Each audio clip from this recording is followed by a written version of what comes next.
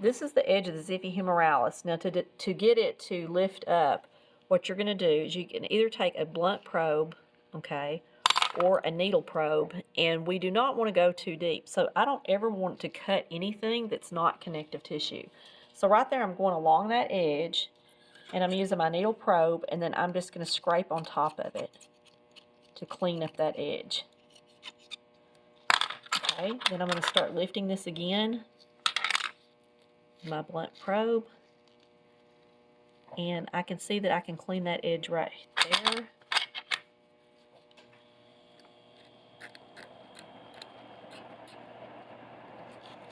Now notice this kind of runs into the latissimus dorsi on the back, so I want to be careful not to tear the latissimus dorsi.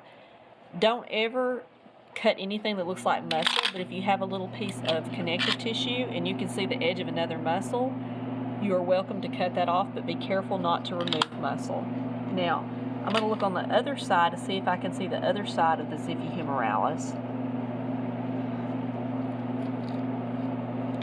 And right here, I'm starting to see right there is a little bit of separation. So I want to be careful. Okay. If you will smooth this out and pull, if you will notice that right here, there's a little bit of a yellow area. That area is the other side of that muscle. So I don't want to go too thick. What I want to do is just pick up just connective tissue and clean that connective tissue only.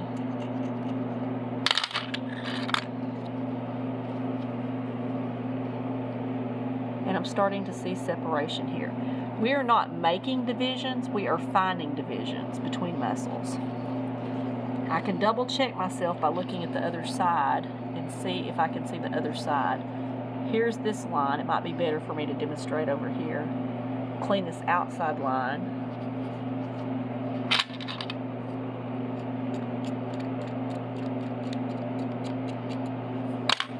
This is the outside edge of the Ziffy humoralis.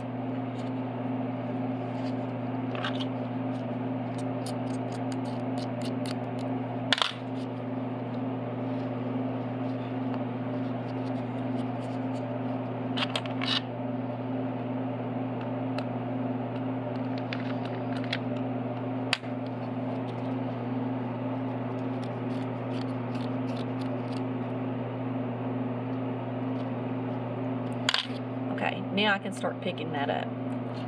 Okay, I'm going to look for the other edge of it. If I can't see the edge, what I do oftentimes is I take my hand and I just rub it on the cat like this so that I can see the edge. Now, can you guys see that right here there's a line? Do you see a little bit of an indentation right there? Do you see that? Okay, I'm going to go right in along here, and I'm only going to pick up connective tissue. I don't want to pick up any muscle. So I'm getting extremely thin, and then I'm scraping on top of my needle probe.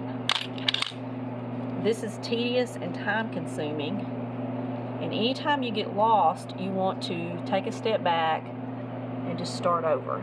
Okay, here we go.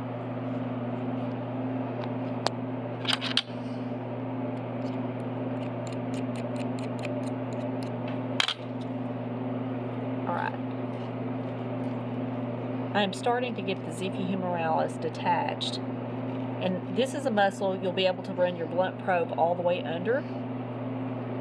And anywhere that you see that it's sticking, that needs to be clean, you want to make it look like the picture in your lab manual. Just clean up those edges. Okay, and so what I'm looking at here is I'm looking at the bottom of pectoralis minor. And at some point, those two stick together, and I don't want to go too far. I'll just go as far as I feel it naturally. We do not want to create muscles or try to create muscles. We're finding muscles and separating them. It's very important that you don't clean the origin or insertion. You just want to clean the sides of the muscle. Okay, already I'm seeing this is the bottom of the pectoralis minor. Pectoralis major, I can see a line here and a line here. And then if I pull this really tight, I can see the lines of pectoral antebrachialis here and here. So I'll clean up these lines. Pectoralis major and pectoralis minor adhere really tightly together, so you'll just want to clean the edges of those. They will not, most likely will not lift or separate from one another. Pecto antebrachialis, it runs along here like a ribbon on each side.